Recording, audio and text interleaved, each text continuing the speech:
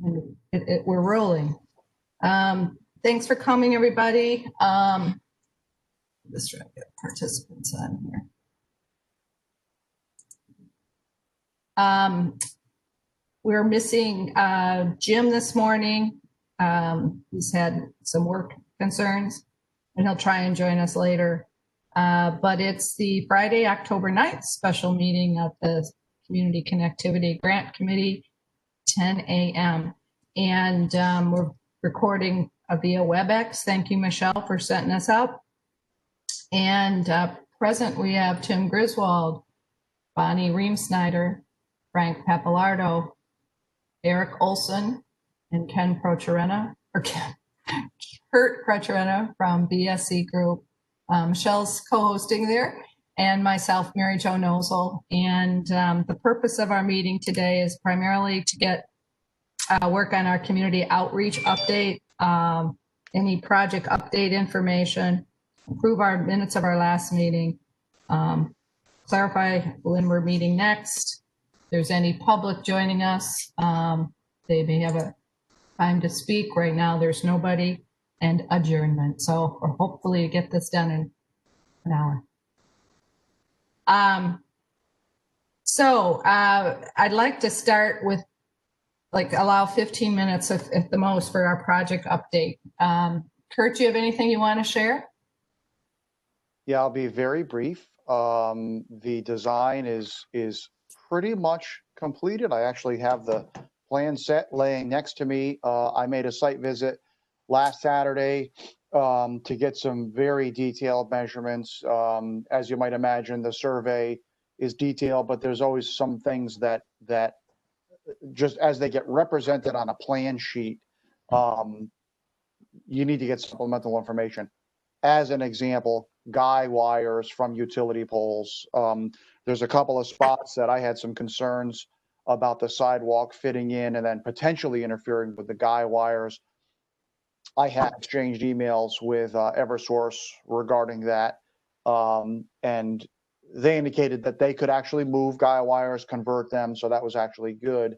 I do notice that quite a few of the poles out there are owned by SNET and not Eversource. Sometimes that is the case. A bit unique, but sometimes it is the case, and whatever SNET is called now. But we're feeling very good about the design. I was here in my office on Wednesday working with Carly Corbo, who everybody's met, doing what I call fine tuning. I think we're in real good shape. There's a little bit more drafting that I have her doing, but we're right about there. The only item that I consider outstanding at this point as far as the design is the work on the private properties, whereas we, as the committee, the design team, et cetera, feel comfortable about where it is.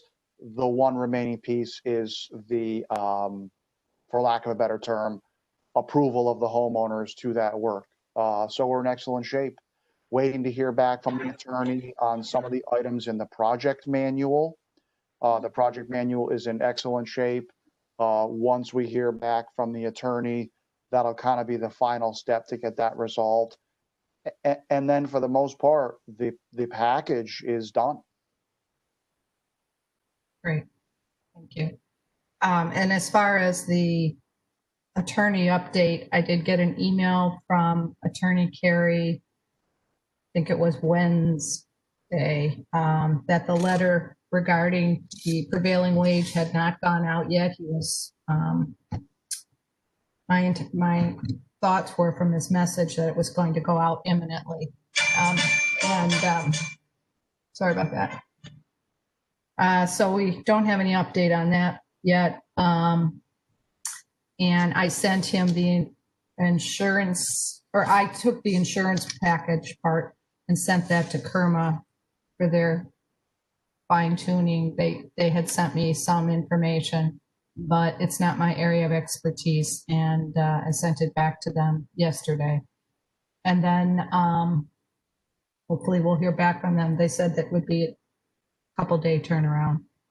And then the letters for Hartford Avenue, you saw the latest iteration. I sent them out early this morning with tried to make it a full package so you could see what has to go in each envelope, the letters, the design sketch, the temporary right to be on their property during construction, which need to be finished. And in some cases, the extra piece, the fence piece request that I know Frank and Tim are going to work on for the portalances, and then the pictures of fence style for number 19, Kurt, I think, the Hurahans. Yes. You had sent like 6 pictures or something, and Yep, I threw that all together so you guys could see it. But we might want to discuss that particular option too. Are we giving them too much is my question on that. So when we get to that point. And that's all I have on the package. Have done nothing on Shore Road because I figured we needed to discuss that as far as the letters go. Anybody have any questions or input on that stuff? I think that the portalances, the letter portalance, it pretty much lays it out. The only thing that needs to, I think, that has to happen with that is it has to be turned into legalese. So I think that the conditions regarding the portalances fence is pretty much laid out in the letter, and that we just really need to turn that into a legal document. And you guys you haven't drafted anything? You want the lawyer to just do it? Is that what you're saying? Yeah, I think that we pretty much laid it out. It's here it is. You can leave your fence there, but if it gets damaged, we're not responsible. It's not an easement in perpetuity. At any point in time, the town can demand that fence to be moved or move it ourselves at your expense. I mean, it pretty much lays out the whole thing. I mean, it's there. If it gets damaged, it's not our fault. If we need to have to move it, it's going to get moved. We just need to turn that into legal terminology, I would imagine, for agreement. Do you agree, Tim? I mean, you take. Probably we should have Mike Carey. He might recommend something be recorded on the land record, just so that a letter gets lost in a file or something. So I can speak with him on that if you want. Yeah, we need before we can send the letters out. So it's kind of risen to the have to talk to him today level. Yeah, but Portalance is, we're specifically allowing him to be over the line. And then when we get to Awa, that's a whole nother kettle of fish. Yeah, I pretty much added to that letter, Mary Jo, that you had sent out last week. I pretty much added what I thought would be, the conditions that we're going to allow them to have the fence remain. So your comments are in the last verse. Right, yeah, they are. I just read it. Okay. And I know Tim had said he had some comments on the letter for them in particular, but I'm concerned if we need to get Attorney Carey on this, we need to get those letters out to people because it tells us when we have the public information session. Yeah. We need to get on that then. Well, perhaps the ones that up the street don't have issues like Portland, so we're allowing them to be over the line. So they can probably go forward. Yeah. Awa and Portlands might be special situations. I don't know about Awa. You'll have to look and see if you see anything in what I sent. That's fine. But all of them need to, the temporary right to work on their property needs to be adjusted. And I have a meeting. We're also telling Awa we're also telling Awa to get the stuff off the town's property, right? So I know from other instances, Awa is not necessarily going to just jump and do it. When you think of Lord's Meadow and so forth. Well, I think that probably for Portlands and Awa, we need to get the attorney involved in that post haste So we can move forward on that. Correct. Okay, so Tim, I'll put that in your capable hands then, because I got my hands full. Okay. And you have the copies, you have the drafts, so you could send that to him. Kurt, and we just need you to look at the temporary right to work on their property versions to update those. I know I put in the addresses. I have not put in the land, the land plot numbers on all of them because I thought maybe that. And All that done. okay. So the only thing that I haven't done on the actual temporary access agreement documents is plug in the scope of the work. Okay. And I was going to wait till we kind of got the green light. And what it would be is it would be the same scope language that I sent you, Mary Jo. Okay. Simplified probably a little bit, but if you want, I can send you those just so you have them, but I have them all in Word documents. They're all ready to go. The placeholder is sitting in each one for that text, but the lot numbers, the addresses, they're all there and ready. Yeah, it'd be great if you could just take what I sent you and update it, and then we can send the whole package. Tim, I'm going to need Michelle to send all this out. They'll have the package, but they're going to have to mail it on letterhead. Yeah. And in some cases, there's two addresses: their Soundview address and their mailing address, so that we can be sure that they got the information. Do we want to spend the extra money for the certified so we get a green card back in case somebody plays dead? I would. Yeah, definitely. Definitely. In this particular case, I think we definitely need to be very cautious and make sure that we've got all our T's crossed and I's dotted and certified, definitely. And I guess all the letters will have a date that we want it back, and then we can start calling at that date if that's fairly short, because time is dwindling. So we could probably actually call people who have not returned their agreement to us, the maintenance agreement. Typical maybe 10 business days after receipt or after date. Yeah, I thought we put a November date. I'm not looking at it right now, based on one of our previous calls. So if you don't like that date, that needs to be adjusted too.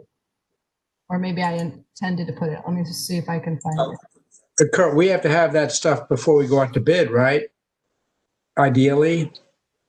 Ideally, yes, but by the letter of the law, the only thing that has to be in place is the permanent easement. The temporary access agreements they're a bit of a gray area, but they are not, I shouldn't even call them easements. Temporary access agreements, sorry. Because they're not easements, they're not takings.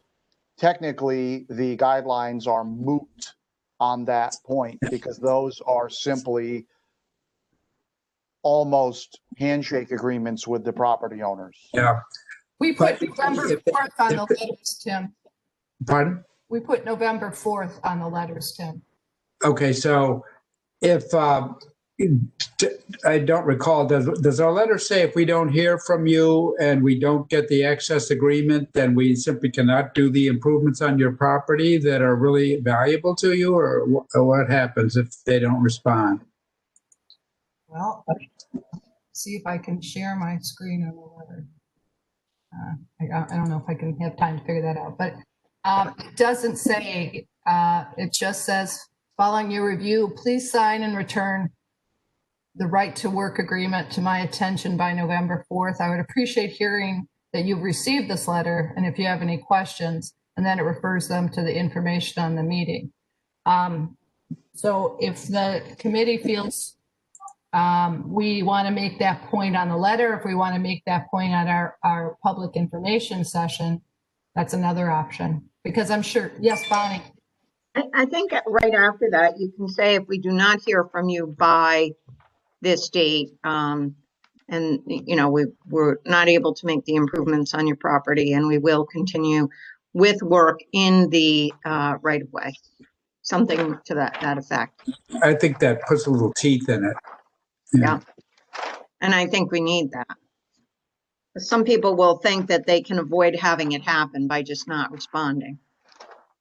Hold the whole thing up.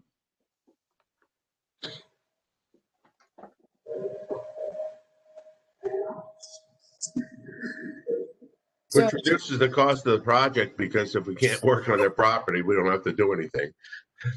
Yeah. If we do not hear from you by this date, we'll attempt to reach out to you. And if we cannot get a hold of you, we'll plan on just continuing the work on the right of way. I wouldn't even say we'll attempt to reach out to you. We don't hear from you. Yeah. Okay. All right. That gives them an out. Of course, we're sending it out certified, so we're going to know that they received it or someone received it. And we can prove that, which I agree is the reason for sending it out certified. But, you know, the letter should clearly state, you know, by this date, we're moving forward, you know, and you'll be responsible for any improvements to your property because we're not doing it.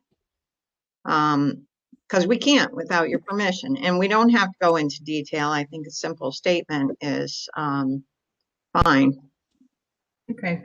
So the only thing we really definitely have to have is the easement for the Easy Mart, and pretty much we know what that is. That just needs to turn into a legal document. So has the attorney been involved in that yet, Tim or Mary Jo? You know? Yeah, we have Kurt's quote. Now, I sent you a quick thing this morning. Would this $2,550 for your services be grant eligible because it's a sidewalk easement? It's my understanding that that is not grant eligible because they consider it engineering.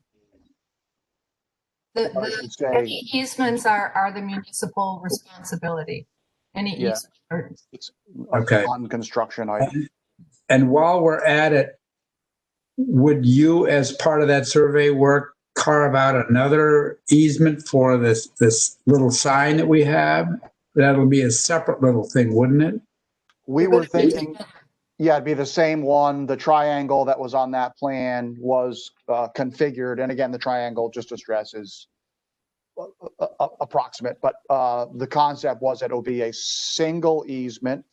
And based on the attorney's language, that easement would encompass construction of the sidewalk, the presence of the sidewalk, maintenance of the sidewalk, and a sign. That was, I recall that was all included in that little square, and our discussion included that with the owner, with the partner. So, you know, that shouldn't be a surprise to anybody that he was in agreement with that. Yeah, That makes sense. Yeah, in the legal stuff that's recorded, it will have to make reference to the sign in addition to the sidewalk easement within it. Yep. Yeah. Okay. Yeah, the attorney provided, and you guys all have it, the draft. I want to say it was in August sometime. So it just needs to be updated to reflect what it's planned to do.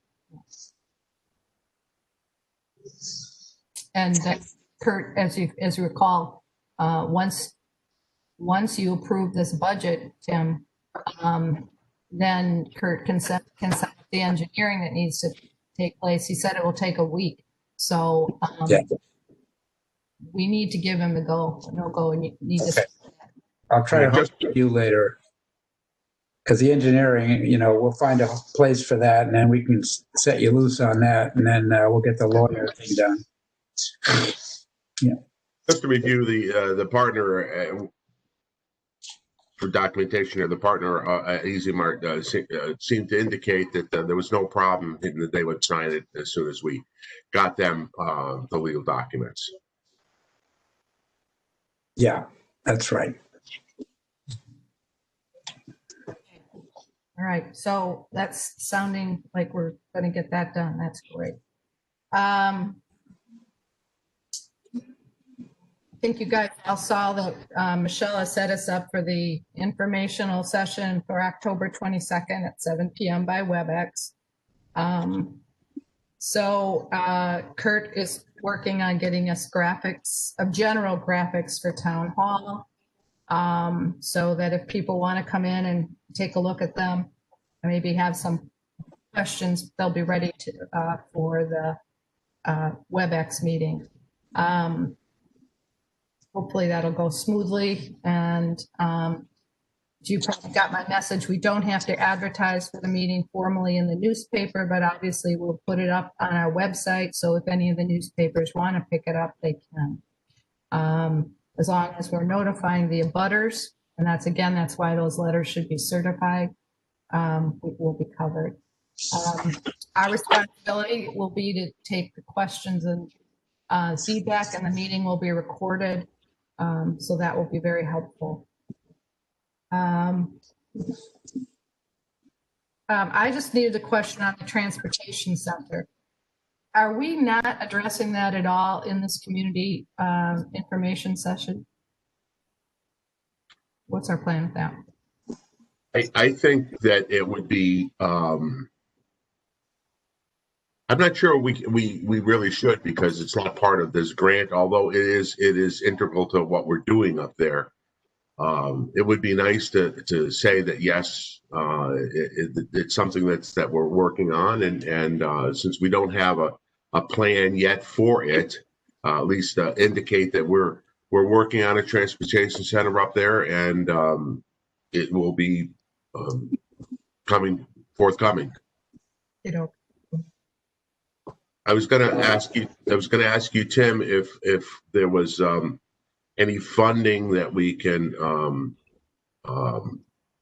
carve out to have Kurt just kind of lay something out on a plan so that we can give it to Mizzy Construction.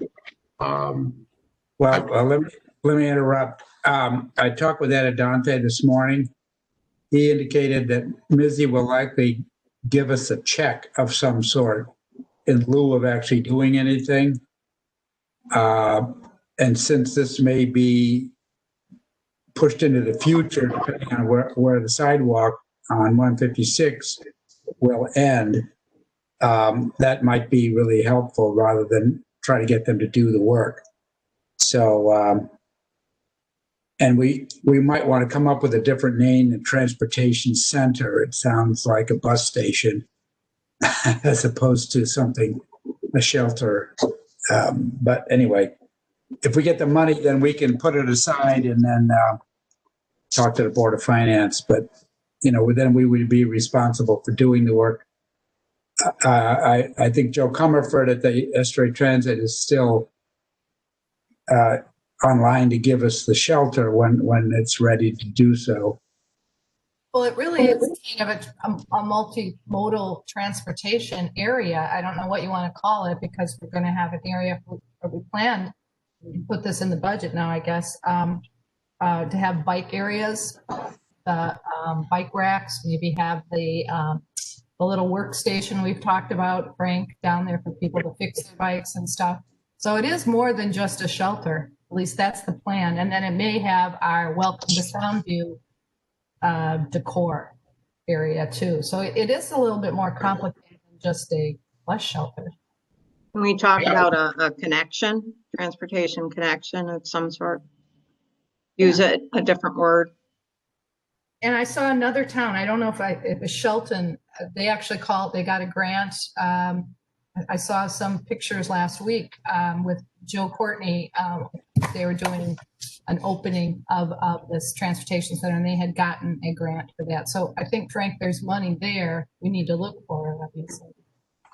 Tim, I don't know, did Ed actually talk to the president of Mizzy Construction? Because when I had the discussion with the president of Mizzy Construction, they were on board to cut in a road, whatever we told them to cut in up there. So I don't know if Ed actually talked to the president of Mizzy, but I did talk to the president of Mizzy. So, we have a couple of options on that. If we if we had an amount that would be sufficient to do it later, the actual excavation, Mizzy obviously has big stuff and they can dig the road in, but if we got the equivalent where we could do it later ourselves or, using some other contractor, it would be just as good. I just heard this in a conversation, so it would need to be clarified and how much and all that. If he was going to give us small money compared to what the cost of boxing up the road would be, we might have to, talk about that. But so that's just heard that this morning. Well, maybe we ought to investigate a little farther. Maybe talk to Mindy Construction. We could talk to the president there. I think if we're going to actually look for an amount, then we have to have a design of some sort to determine what it's going to cost to do that. The problem we run into there is that is it prevailing wage? Isn't prevailing wage? So if they're going to give us a check for something versus work in kind, we might be much better off with work in kind because we could get much more work done for that amount of money. So, I think that's a conversation we need to have with the Mizzy Construction people, Tim. Yeah, but I wouldn't consider it part of our sidewalk job at 400,000. It can be done after the thing, before the thing, whatever. But I don't think you'd want to link it and get yourself into a prevailing wage if we had to go that route. I agree, but I think that the conversation was, should we include that into the public meeting? And I think we ought to, just say, we're working on it, and this is the 40,000 foot view of what we want to put there. Just leave it at that. Okay. Yeah, Great. What about the work on meeting with the people on Shore Road? Where are we in that? Well, I saw that what Kurt had sent out regarding 264 Teddy's Pizza. I thought that worked out great. I don't have a problem. I can go up and meet with Teddy this weekend if you want to meet with him. If we want to do it as a group, or I could just go up there and show it to him, or anybody else wants to do that, that's fine. Because I think that was the one that Kurt was the most concerned about regarding blocking off his parking lot. And in all likelihood, that portion of the sidewalk hopefully will be more likely to be done than the portion in front of Dimitri's and Pizza Plus. We really need to do the same thing for the rest of the residents up on Shore Road. So I don't know how you want to work it. I know we have the stuff ready to go for Teddy's Pizza. We can go do that fairly rapidly and show that to him. We want to set up a meeting with each individual property owner. Yeah. Frank, what about Nickerson Landscape right at the corner? The sidewalk would likely go in front of their property in a small way. Yeah, they're set so far back, and I don't think we're not obstructing any existing driveway of theirs. They have no driveway. That's the one right on the corner cross lane, right? Correct. Okay. Is there an access point near Teddy's driveway coming out? Do they have does Nickerson have something going in, tapping into 156? I don't believe so. I could check it right now on GIS and see whether that's there. I have the plans. What property is that? It's right on the corner, the eastern corner of Cross Lane, intersecting 156. One right next to 264. So,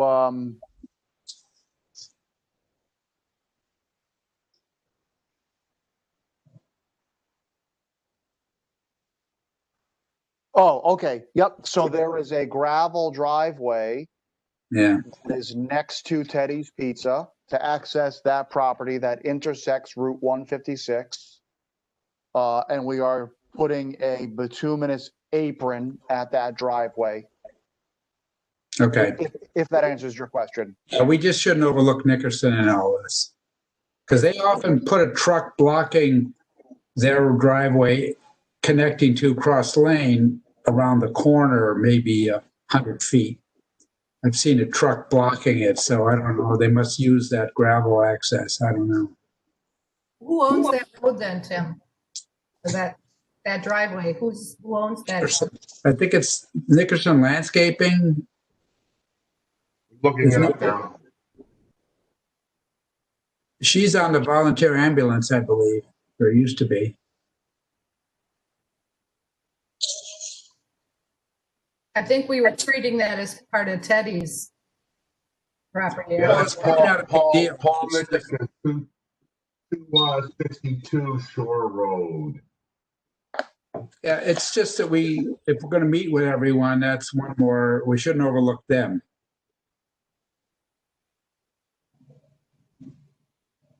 I don't think we're going to be able to meet with everybody next week. I mean, I don't see how that's happening. I won't get the letters out in time for our meeting. So either somebody else, we're gonna have to break up into groups to get it done, because I can't do those letters till I get the feel from this committee that these people know if they're gonna have a meeting, that they get a chance to review everything, if that's our plan. If not, they'll certainly get a letter, Tim. Yeah, well, I'm just saying that, we always talk about Teddy's and people to the east, so the Nickersons are there too. So whatever we decide to do, we need to include them. Okay. We talked about them ever before, so, okay.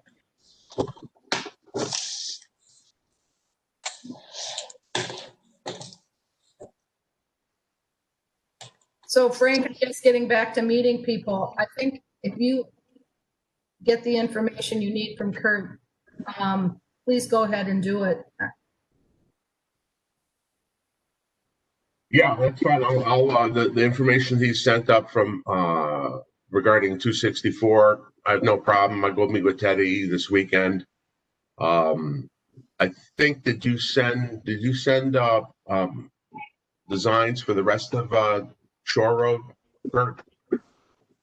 We have the plan sheets that I can send you. We don't actually have individual things like I gave you for Teddy's, with colored, but because it's fairly straightforward, I think the design plans are probably the best vehicle to use. And if it would be helpful, I can superimpose the address of each property onto the design plans. I know sometimes when I look at the design plan, I lose my place because everything that we have is done by stationing on Shore Road.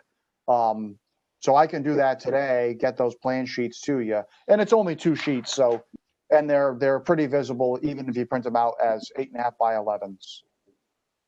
Yeah, if you send those out, I mean, I Saturday, Sunday, I can take a walk around, try to meet. I'll meet with whoever I can meet with, and then report back Monday as to who we spoke with.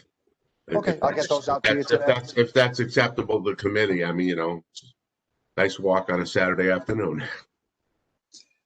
Well, after the Rooney liquor store, there was going to be a lot of change with a couple of those properties where they park in front on that gravel, and they're now going to have to park behind.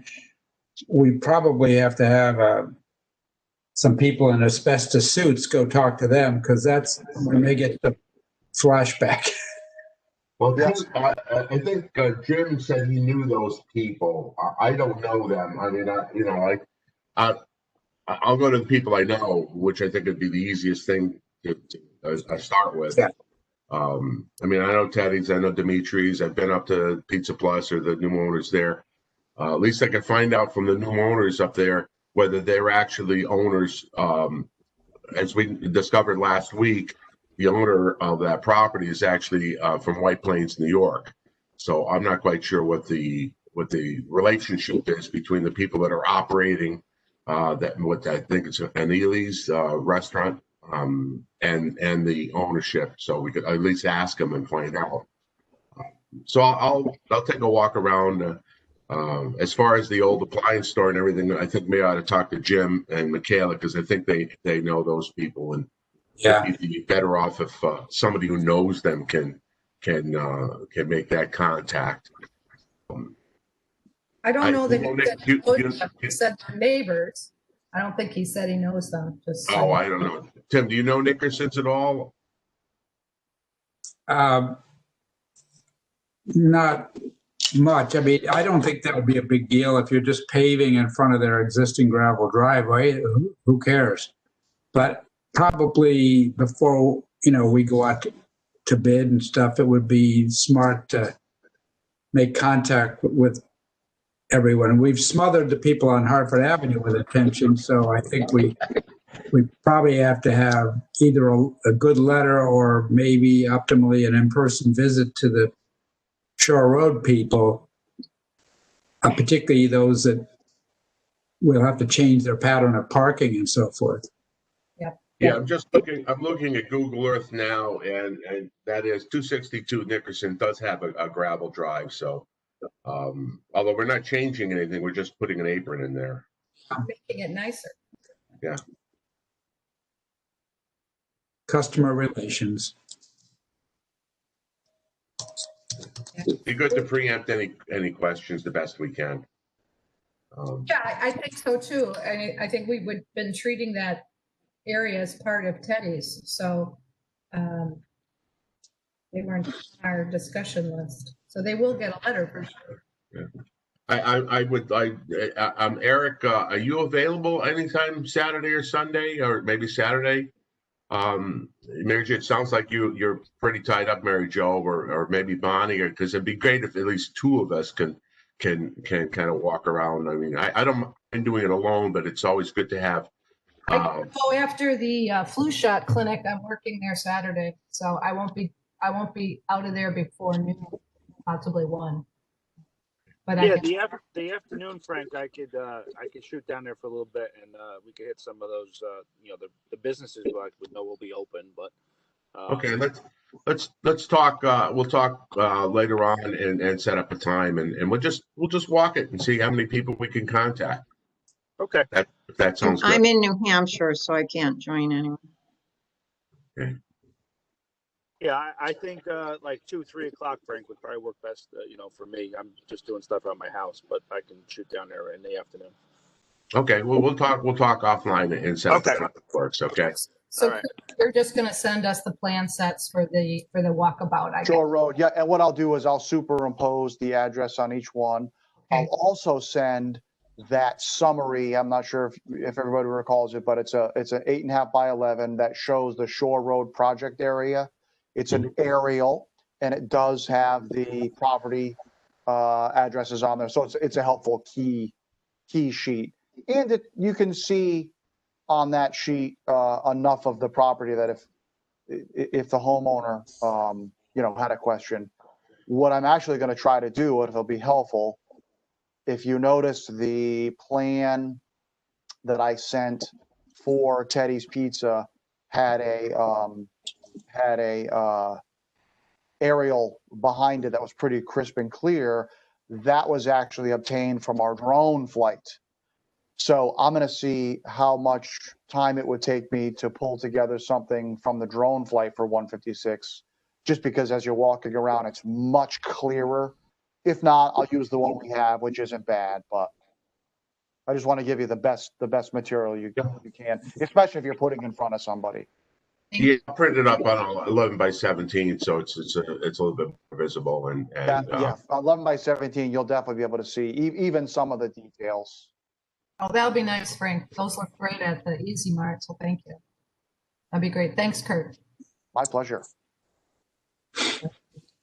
All right, that sounds like a plan. And then we'll know what we have to do. So just to refresh everyone's attention or mine and myself, on Shore Road, we don't need any temporary right work because everything is on the DOT right of way. So it's just an informational letter regarding the meeting that will go out. Those kind of, is that correct, Kurt? That is correct. Yep, and that's a good news. The right of way is large, and we're not impacting any private properties. And even to the point of the property we were just talking about at Cottage Lane, which is 272 Shore Road, we're giving them that little driveway access point. We are not creating an entirely new driveway to the point where we'd have to go on their property. We're going to give them a new curb cut, an apron, and then anything beyond that would be up to them. It just got too complicated because when I was down there on Saturday, I noticed that because it was a commercial business, there's a concrete pad that comes out about 7 feet in front of the building. So then we potentially get into, okay, do we start removing pieces of that? And it just got so complicated. We figured, let's keep it simple. We'll give them the apron and the curb cut, and then they can decide what they want to do. Sounds like a plan. So, Kurt, if you wouldn't mind, if you have a second, when you send those, the plan set with the area too, if you can have just your little cheat sheet of what we're doing at each property, so we can clearly. Absolutely. That would be awesome. Thank you. And I have, so what I'll do is we have our Excel spreadsheet, and you guys have seen that I sent before. I will double check based on the latest work. I'll include that Excel spreadsheet with the updated information in it. And you can almost use that as kind of a checklist or, a guide as you go down. Okay, thank you very much. I'll get that out today. And of course, in all those particular letters, we're going to add budget permitting or some verbiage regarding that. This is the work that is planned for Shore Road in this area. Right. Okay. All right. Then I think we were talking about maybe having a dry run before our community outreach meeting. Do we want to plan another meeting for that, or do we want to meet like an hour before our meeting and run through? What are people's choices? I'd like to plan it as a separate meeting, so that if we do, find something that might need to be modified, we have the time to do that. Okay. I sent that memo out. I don't know if you all received it, called Public Information Meeting. And I tried to highlight some of the things that will likely, we know that from the contract which Kurt sent out, it looks like 15,000 would be on the town for some of the construction services, and the other 15,000 is grant reimbursable. So number 3 in my list of items, that's 15,000. Then we have the reserve, and that doesn't necessarily have to be 10%, but some number. I don't know what we start with, Kurt. And then at some point, I guess we can use that money for the project, but maybe by the end it could be used for retainage or something else. I don't know. But that we wouldn't have available for paving, for sidewalks, likely. And then we have the homeowner improvements. Do you have a feeling what all that stuff might be, Kurt? Yeah, I do. So we're still waiting on a few costs back. We've reached out to some contractors, and in fact, I've also reached out to DOT for some supplemental cost data. So I just wanted to make the committee aware of that. As I had mentioned, in one of our meetings, we use the DOT's cost data, but there are certainly times where that cost data is not always applicable to a project. And what I don't want to do is take a piece of DOT cost data at face value and then just use it in our project and develop numbers that force us or lead us to make bad decisions. And the reason I say that is DOT compiles their cost data from various projects. They update their cost database quarterly. The problem is there's quite oftentimes where the data that's used is for a project that although it may be the same element, let's say sidewalk, it might have been on a project that had something, let's say 4 miles of sidewalk.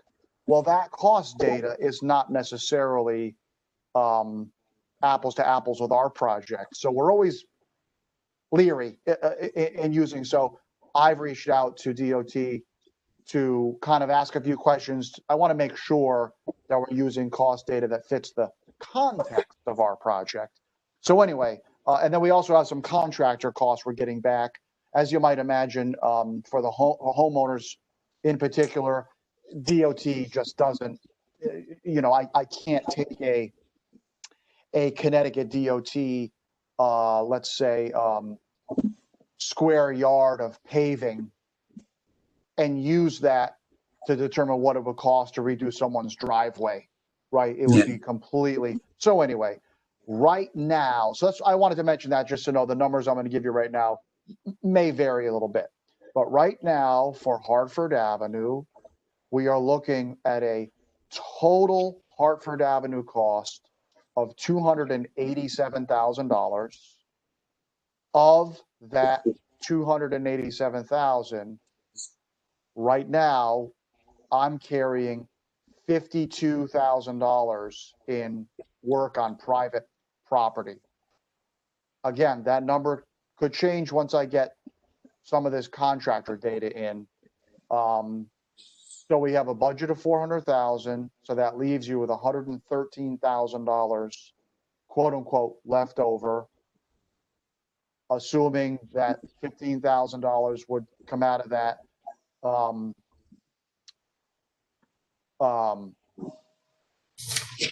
That essentially leaves you with $98,000,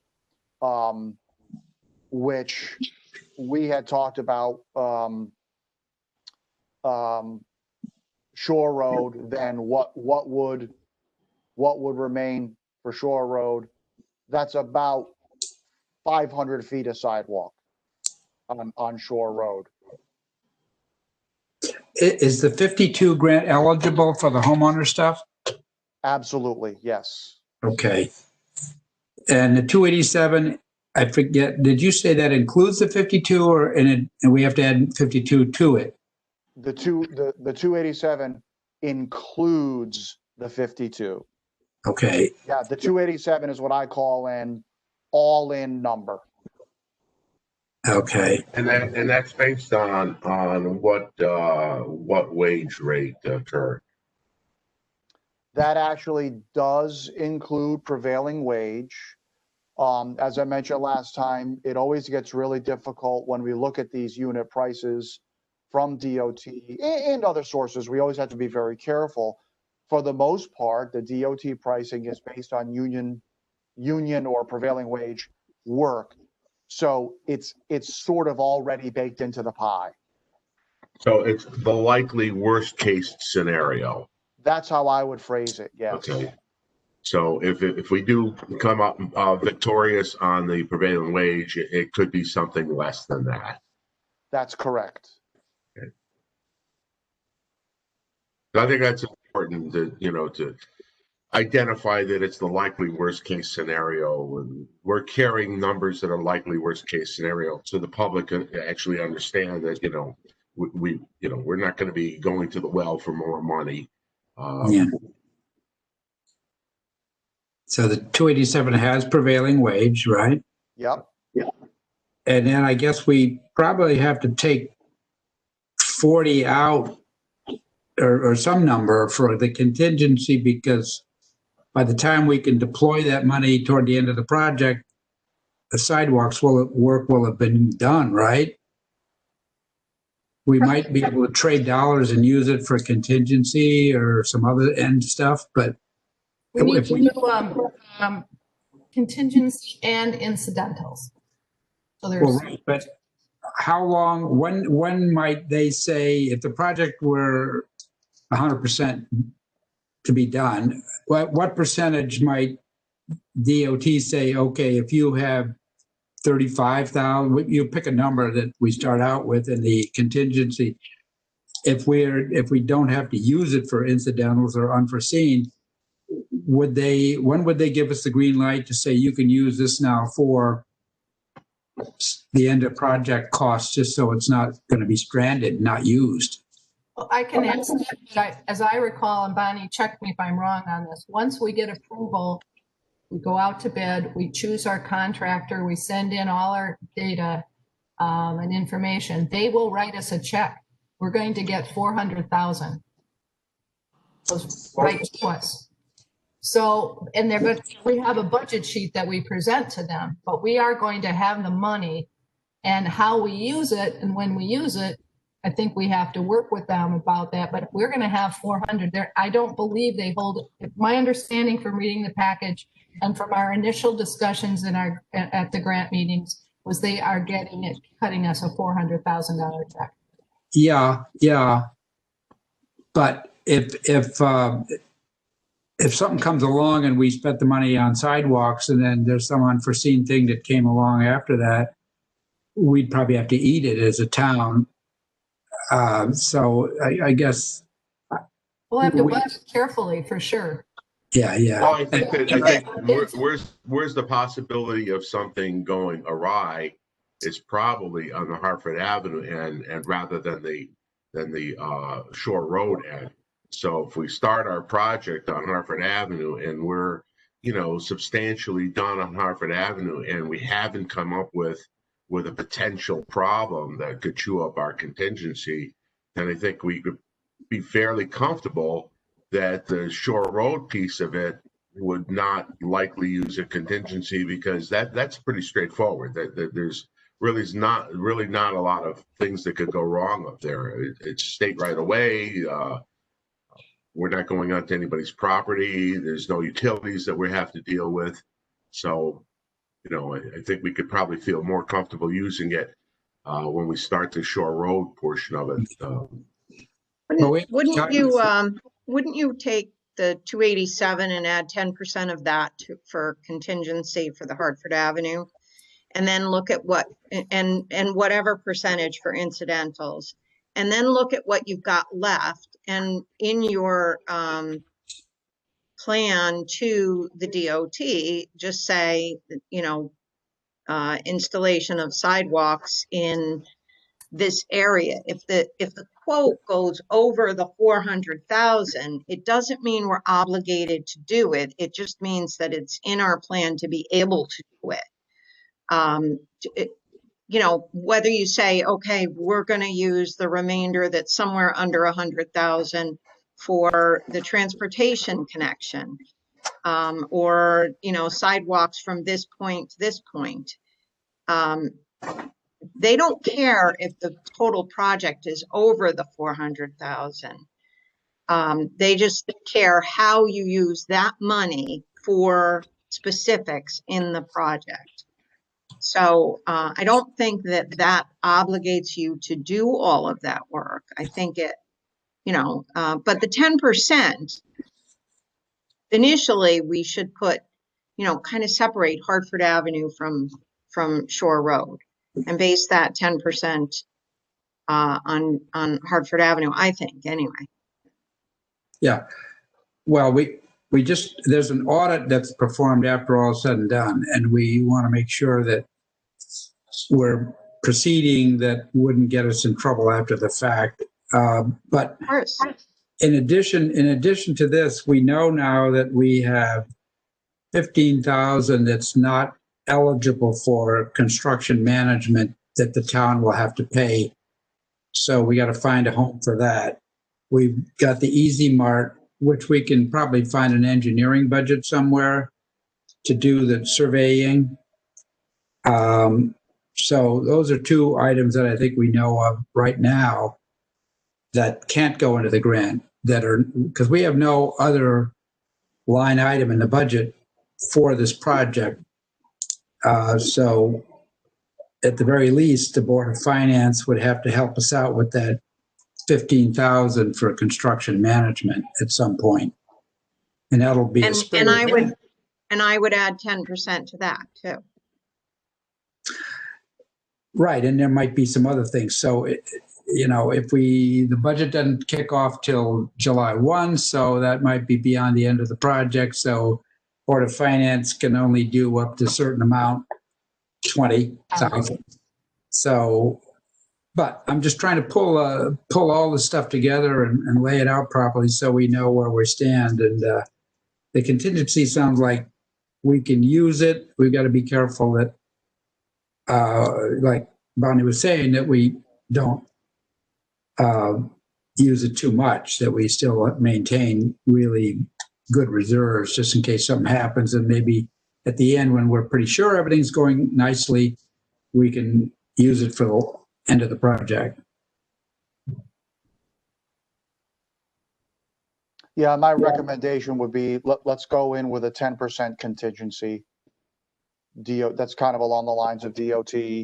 They said that you don't have to use 10, but that's not a lot of money when you think about it, right? $28,700. So let's be conservative. We'll see where the bids come in. That'll be kind of our first data point. Yeah. And then once the work starts, we'll at some point we'll say, you know what? Okay, we're out of the ground. There's really nothing that we're going to see by way of surprises. Okay, now if that money hasn't been used, it becomes available. Mm-hmm. Yeah, like I said, I think that our potential for surprises is going to be on Hartford Avenue versus Shore Road. So, as we progress on the project, I think we'll have a pretty good handle on that. Yeah, and the good news is even on Hartford Avenue, by the very nature of what we're doing, Yeah. Right, we're not doing any deep excavations. Right. It would be surprising if we ran into something that wasn't just a minor modification or something. It's going to be what Tim said, probably customer service stuff. I suspect as much, yes. And we'll have to guard against that, right? Because we do want to be good neighbors, clearly. We want to take care of the people that are affected by the work, but we also don't want to go down a path where suddenly we're into doing things that were never anticipated and then setting precedents and those kinds of things. So that's something we'll certainly have to keep an eye on when construction is ongoing. Yeah. And that gets us back to AWA, that, we're going to be demanding certain things of AWA. So we need to get on him soon because he didn't respond to our letter, and we want him to get his stuff off our property. No surprise there. Well, the letter for him specifically says if he doesn't remove this is a chance for him to do it himself. If not, we will remove it and put it by his building. That is already in his letter. Yeah. Well, we could also say we will remove it and charge you back for removing it. I think we can change that letter. Right. Yeah. I mean, right. If he doesn't want, if he won't remove it, we'll take it away. But we're going to charge you back for removing it at whatever rate the contractor charges us to remove it. You could use the word may. We may charge you for the service, and that leaves it open. Seriously, if you want to put that in, I don't mind changing it to may, but please look at that letter pretty carefully at those two particular. Well, if we have to remove it, why wouldn't we say we will? And that puts a little more beef on it because, I think we may not get paid, and but it's the customer service aspect of it. He owns 2 properties down there. He's in kind of a key area. If there's something that's going to go wrong, it might be in that area. Plus, we're cutting off his access to that second part of the building. He's going to have to build some stairway, as you recall, onto that. I think may sounds kind of nicer than we will. Well, not only that, but the legal ramifications. I would say that we can charge them for it, but using the word may just covers us in case the attorney says, no, you don't want to do that because now here are some of the repercussions you could have. It just kind of covers us, leaves our options open. Well, I guess that would be a question then, Tim, I think we should ask the attorney. Do we use the may? Do we use the may, or do we use the word will? And ask quickly so that we can get these out. So, Mr. Awa, we're gonna give you the opportunity to remove it yourself, or we'll do it and we may charge you back, or we will charge you back. I guess that's the only two ways we can say it. Right. Yep. Yep. Can we switch gears? If anyone, are we in a point where we can move on? I just want to talk about the fencing on Mr. and Mrs. Hurahan's properties. We presented like 6 different versions. And I'm wondering, does the committee feel we're giving them too many options? Give them a couple. What the heck? I like the idea of giving them some options, but yeah, how many, I don't know. And Kurt, I'm unclear, and that's why I put it in the letter. The letter says we're interested in you selecting your style. It doesn't say you're going to get this fence. It says we're looking at your style. So what are we really going to, are we going to give them, if they pick vinyl fence A, is that what they're going to get? And if they take wooden fence B, can we assure that we're going to get that? It's number one, it's ultimately up to the committee. The intent was to understand what style, meaning is it vinyl? Is it a vinyl picket fence, or is it a vinyl solid fence? But I was always thinking of it as it wouldn't be necessarily exactly what was in the photograph, but it would be something that was stylistically along those lines. Another example is, do you want white or tan? 4 foot or 6 foot? So I was thinking in general terms. So yeah, as we speak to them, very important to note that we're not showing you a specific catalog and you're not picking out model number XYZ. The fence that you ultimately get will resemble what you picked out in general terms. Yeah, the cost basis is similar on all the 6 different styles. For the most part, they are. And as we had talked about, we're not going with ultimate grade, commercial level. We're going with a decent quality. We're not going with the cheapest thing you could find. It's a decent quality, what I would call standard homeowner grade product. If the costs are similar, I don't give them the 6 options for styles. It doesn't make any. It's no difference to us from a cost basis or construction basis. So give them the option for 6. Yeah, it's in. I just want to make sure. I think what I might need to do is make it a little clearer that we're looking for style, color, height. We can't go over 6 feet without getting permit anyway. Right. And I'm going to soften that or make them explicit, basically. Generally similar, those kinds of things. Okay.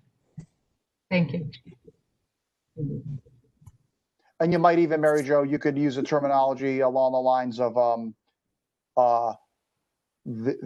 a similar style that is available from manufacturers at the time, because they do vary and things get discontinued, and just so they realize it's going to be about equivalent to what you.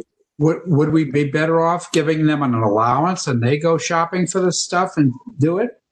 Or would we would our unit price be better because our contract is doing it? I mean, if this is all onesie twosie stuff, we could just say we've priced out fencing and we have determined that it's worth $1,200 or whatever the case is, and this is what we're offering you, and you go do it. Yeah, up to the committee, really. That's not quite what we represented when we met with them, and I think that could be a.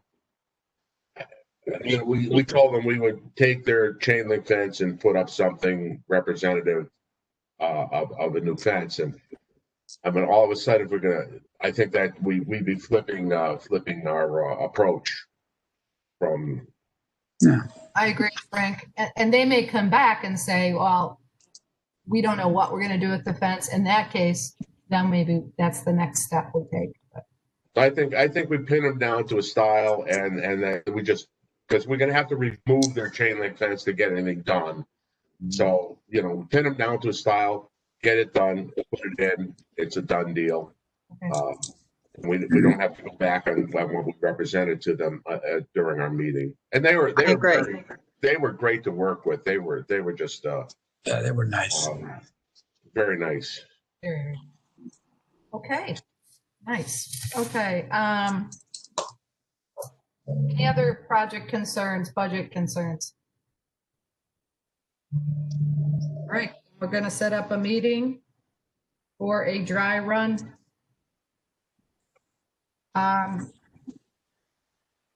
Let's see. What is Tuesday? How about Wednesday, the 21st, which is the day before? Is that cutting it too short for people?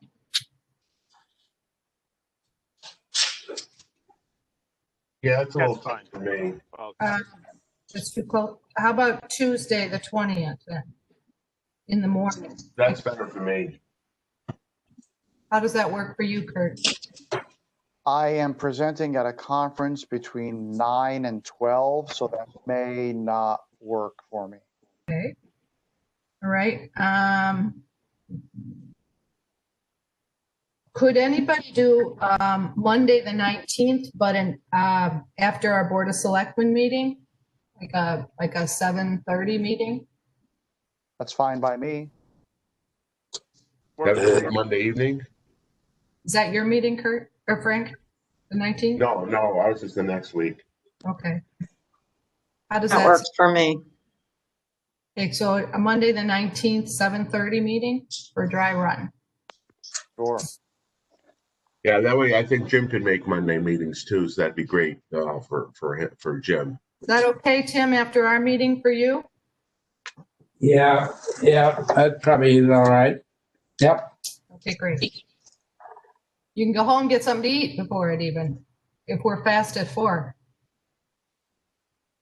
Okay, make it happen. All right. I know what that means. All right. Don't talk so much, Mary Jo. Okay. That's great. All right. So that'll be pretty much our dry run then. And hopefully people won't have too much trouble logging on Thursday, but we might need to give a little wiggle room for that to happen, as people join us.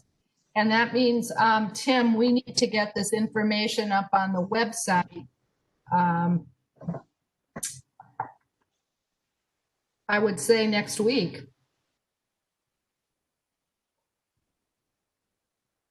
They mean Kurt's plans and stuff? Yeah, and the information for the meeting. People can log on the 22nd. Well, do we want to have a financial piece like we started playing with here to highlight what's likely to be accomplished? I know we don't want to get a whole lot specific about stuff, but what do you think we need to communicate in the way of finances? Well, I think, did we talk about doing the finances as part of the public presentation? Yes. But So that would be discussing on the Monday prelim meeting. As far as the website, I think the only thing we need to put up there right now is the design. Yeah. And my suggestion is whoever, I'm assuming somebody will provide to initiate the meeting, a very broad overview of the why of the project before I start. But it is important to note, and maybe this is the only level of detail you need to get to, that we have the grant. We're going to try to stretch it as far as we can. Portions of Shore Road are in question depending on available funding, but then it may be important to highlight for the public what are the priority areas of Shore Road that were talked about previously, just so people know, okay, this area possible, this area probably not. So at least somebody who doesn't come away from the meeting with the impression that one of the lower probability areas was absolutely included in the project. Just a suggestion. No, that's right. Yeah. But if That'd we, be that'd be part of the presentation. And if I could ask a question, I just wanted to make sure, and this will just be helpful for me as I do the cost estimates. We had talked about the areas that were kind of prioritized. I would just want to make sure that I'm clear on that, and because I have a set of plans in front of me, could you just reiterate for me what the order of preference was? We thought we would start, remembering from one of our meetings, from Hartford Avenue and go west. Those were the priorities. Go west to Cross Lane. So Right. Hartford Avenue west to Cross Lane is the priority section. So the deduct would be the section between Hartford Avenue and Swan Avenue, and Okay, yeah. Hartford Avenue and Swan Avenue and Soundview Avenue. Those would be the two deducts. Okay, thank you. Got it. What about the transportation center? That's not a priority. Well, it's not part of this project. no, Oh, It's not part of the project. I think we need to we should reference it, but it's not part of this. It's not part of the. It's not integral to the $400,000 grant. thank you. I got it. but in terms of the financial, do we want to say the grant is 400, the engineering is 40, we've spent this and that, and you know, as we go forward, obviously we have, I don't know if I think we probably need to say that the homeowner costs behind the sidewalk, we have to remediate some of the property, and, you know, we could talk about that a little bit, but there's a balance between getting too into the weeds, but at least letting people know that you're not spending 400 to get sidewalks only. There's a lot of other things that are involved, and we could forget about the contingency, but, you know, we could just talk about certain major elements here, and once we get bids, then we'll make a final decision on what we can do. I think we should be kind of general on, I think we talked about that a little bit, so that we don't have one neighbor saying, why are you getting $20,000? I know that's not, and I'm only getting 5. I think we should be very general. It's like work on an apron. Existing material is going to be used to make sure that the slopes are within scope.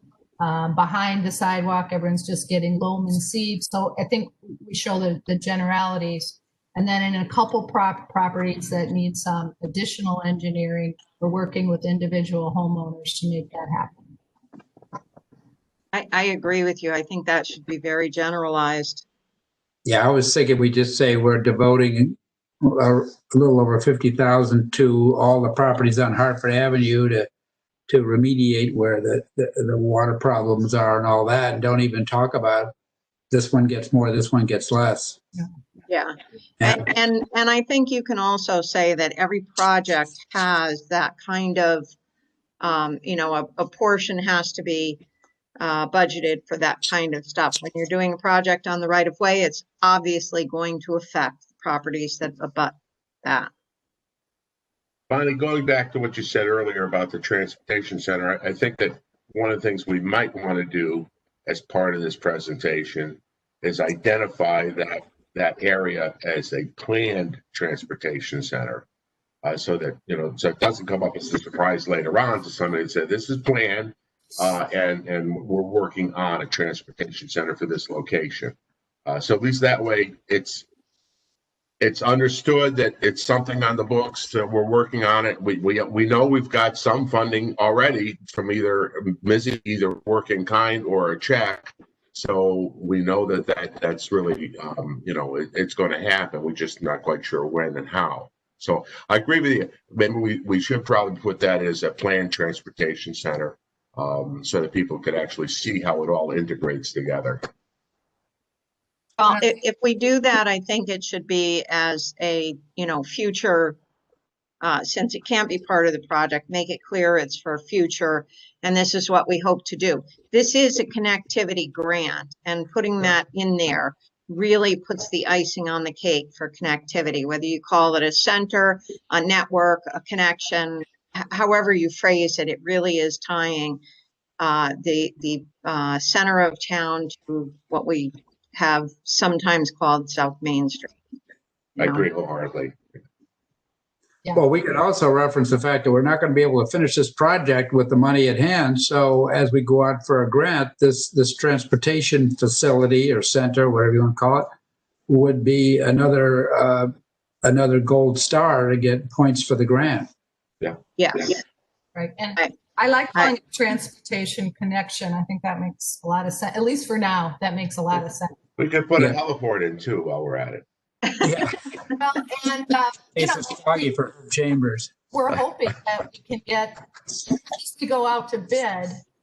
Then we're eligible to go in to the next Right. grant. And it could even be a steep grant. Who knows?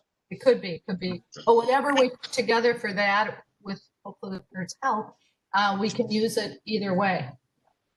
Kurt, what do you think will there be any behind the sidewalk money that we have to spend on Route 156? Or is it all going to be just what you have on your curbs going back and that sort of thing? Are we going to have to help anybody out, like excavate gravel out of their yard or crap like that? That we should put some money aside for that?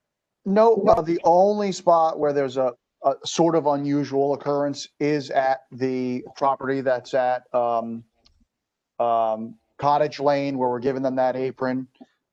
Everything else, really the most we're doing at the back of sidewalk, there's really three scenarios that we're dealing with. The simplest scenario is where we really don't have to do anything. There's already grass there or something like that. So that's the simplest scenario. Sidewalk goes in, the contractor simply fills in the disturbed area at the edges of the sidewalk with loam and seed, and he's done. The second scenario are existing islands, which are being reconfigured. There's a couple of spots where the island is being completely removed and redone. So as an example, up at Dimitri's, I believe we are completely removing that island that's at the corner there, because it's right in the way of the sidewalk. It's all concrete material, and in the end it's actually cheaper to just take it out and start over. So in those cases, it's a new island. It gets infilled. Once the sidewalk's in, it gets infilled with loam and seed. The other scenario, and then modifying islands to save money. So for example, down at near Teddy's and his neighbor at Rooney's, we're actually salvaging parts of those islands And that was simply to save money. So what we're doing is, as part of reconfiguring the island and in a way correcting some of the radius that are down there, we're salvaging, for the most part, what I would call the back half of the island that is inward facing the property, and our new curbing will just butt up against the old curbing. If we had more money, clearly we would just say replace the whole thing, but we're really trying to save some money. So in those cases where they're tweaking the island, just gets infill with loam and seed. The third scenario is a good example of that is the property adjacent to Cottage Lane, 272, I think it was, where there's bituminous pavement, and then we're adding the sidewalk. What we have the contractor doing is saw cutting 3 feet from the back of the sidewalk, and then that's just going to get infill with loam and seed and basically feathered to existing grade.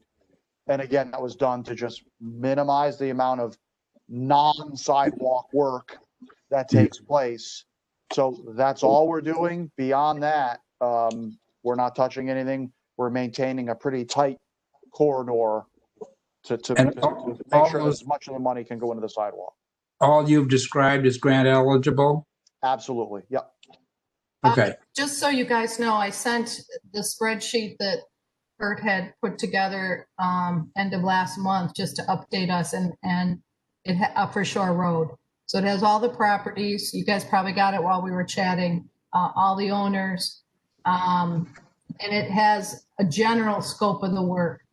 Not as specific as what we just talked about, but just so you know, it does have Paul Nickerson on there for a 5-foot sidewalk in the right of way, new driveway apron at residential driveway. So he is on there. And that's the sheet that I'll just update today, but it's going to look pretty much like what you have in front of you, Mary Jo, because not a lot has changed. Perfect. Since I generated that. Perfect. Thank you. So as just a kind of an example, what has changed in a couple of spots, I simply adjusted the location of the sidewalk because of the guy wires, but that won't change what's described in the document. Okay. It's still a 5-foot sidewalk. Really for our needs. Okay. Yeah. Yep. Thank you. I think it's important to note in the beginning when we're doing the introduction about how this came about, and you know, the fact that we're not going to be able to do all of Shore Road and still will have projects to do. I think it's be a good thing to note that connectivity projects are high on the list of the DOT, and support of small businesses would be high on their list for funding projects. And so we have confidence that in the future, we're going to be able to qualify for funding for this kind of a project, and we'll actively look for this kind of funding like we did with this connectivity grant. So, you know, just because these are projects that the DOT really like, you know. Definitely. That's a great point. And I like the sound of that, Bonnie. And if I could add to that, I think somebody should set the stage for the meeting talking about what is the greater vision for the Soundview area. And because that's very exciting, right? So it even included the original project with the MAP 21 funding. So people understand that these are all pieces of the puzzle, if you will, and that there is a greater vision down here, and we're just slowly working our way piece by piece, filling in that vision, that people know there is an endpoint that's being thought about. Well, generally, you know, when we've had these presentations in the past, they've gone very well, but, you know, Tim, do you feel like representing, being the first selectman, you feel comfortable doing that? Well, I think we could get some roles going. I mean, I could kick it off, and then I think you've been so involved with the details, and we could have more. You know, we could probably get Frank or Jim, for being residents of Soundview, to chime in and have an opinion about that. and keep it relatively short. We don't want to drone on too long.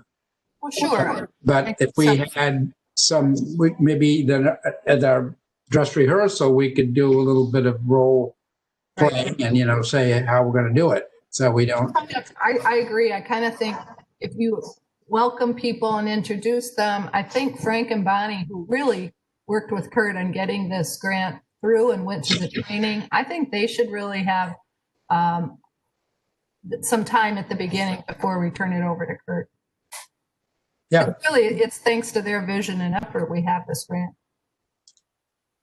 All right. So Bonnie, what if we if I opened it up and then turned it over to you as the original person getting this going? You could talk, and then maybe between Mary Jo and Frank, that might the couple remarks from you as chairman of the thing, and then Frank could talk about the local.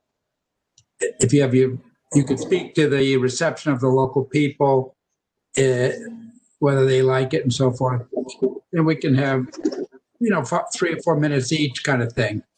Yeah, I think if we have a little bit of an outline before we meet on the 19th, as to what subjects each of us are talking about, I think we'll be able to fine tune our comments to be short. I agree with you. You don't want to spend too much time on this, but we want to make sure that we make certain points right in the beginning. So people, don't ask questions that can be answered right up front. I think they may ask some questions, depending on who shows up for this, about the things that didn't happen on Lower Hartford Avenue. So well, consider that too. And avoid that. I mean, pardon me? If they're talking about Lower Hartford Avenue, we're here talking about this, and we really don't want to get sidetracked and beef about the rest of Soundview or the sewers or anything else. Well, I don't think it'll be. I think it'll be an innocently question. I don't think people are going to be trying to sidetrack us. I think people really want to know what happened with the bathrooms, what happens with the bike lane on 156. And there's still a lot of people that want to know that, and they're not trying to sideline us, that they're just curious. So I think we need to plan for some succinct answer on where we are. Can you put that down in notes so that we can prepare comments, suggested comments before the 19th, and we can discuss it, because I think that that's probably a good point. And I don't think that there's a need to spend a lot of time on those. No. First and foremost, this grant did not qualify. The bathrooms did not qualify for this kind of a grant. So when you apply for grants, you try to fit the grant to a project that would qualify you for getting funds. Bathrooms didn't. I think that one of the questions that regarding the bike lane on 156, that's a valid question. And I think that one thing that we might want to do is just get information from the DOT as to their plans to pave 156 are in the works, because that was when they were going to do the bike lanes on 156. Right. Well, but look, in the area of the rest area, it's so narrow. It's going to be a stripe on the road. It's not going to be a bike lane. Be that as it may, Tim. I mean, it's all been designed. It's all been approved by DOT. So we don't have to revisit as to what the design is or how it's going to be done. It's just the question is when it's going to be done. So we don't need to revisit the what. It's just when. Due to the Soundview sewer situation, the force main coming out of Portland Avenue is going to go to East Line. We don't want to push for DOT to pave until we get that pipe in the road. Otherwise, it's going to escalate the cost of the whole thing $1 million. So we can just say, with respect to paving, we're trying to have that coordinate with the sewer, the 3 beaches in the Soundview area, because we don't want to get them to pave it and then we have to dig it up and pay a ton of money to repave it again. But we can reasonably say that the DOT, when they repave 156, is planning to install or put the striping as was already laid out and they approved 2 years ago, 3 years ago. Striping, right, correct. Yeah, I think the bottom line is it's the DOT that is responsible for that. And we can't go in there and do it. We can continue to work with them and keep track of their schedule. Right. Yeah, that's not it's not in our purview. The sidewalk committee has nothing to do with a bike lane from the bridge to wherever, and we got nothing to do with sewers either. So if we start doing, mention it, and then it's just going to get opened up, and we're going to be talking about sidewalks anymore. No, I'm not saying we bring it up. I'm just saying I think it will come up, and we just need to have 10 words or less on this. I don't think we need to initiate that at all in our discussion, but it will come up. I get it at least monthly from somebody, so I'm sure it will come up. But if anybody comes up with sewers, I think we say, we're not here to talk about sewers. And we just, we have to shut that down because, there's a lot of energy about that and we could be totally sidetracked with that. So just agree wholeheartedly. Yeah. Yep. Okay. Any other things before we go on to approval of minutes? Okay, can I have a motion to approve our minutes of October 1st? So moved. Thank you, Bonnie. Second. Thank you. Any discussion?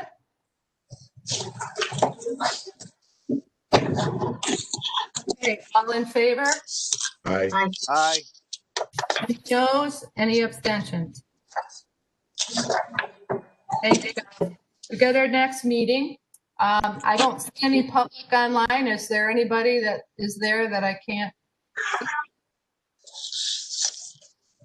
Okay, thank you. Anyone want to make a motion to adjourn?